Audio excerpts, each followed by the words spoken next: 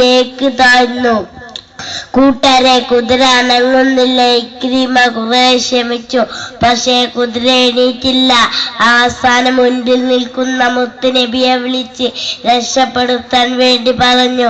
കാരുണ്യകടലായ മുത്തുനബി പ്രാർത്ഥിച്ചപ്പോൾ കുതിര ശരിയായി.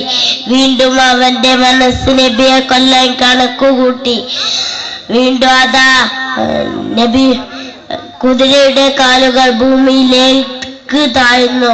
കൂട്ടരെ, കുതിര അനങ്ങുന്നില്ല. ഇക്രിമ കുറെ ശ്രമിച്ചു, പക്ഷേ കുതിര എണീറ്റില്ല.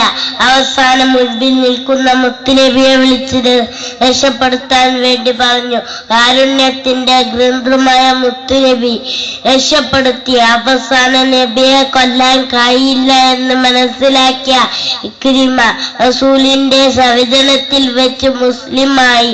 ശത്രുവിനോട് പോലും സ്നേഹത്തോടെ പെരുമാറിയ നമ്മുടെ നബിയുടെ പാത പിന്തുടരാൻ അള്ളാഹു നമ്മെ അനുഗ്രഹിക്കട്ടെ.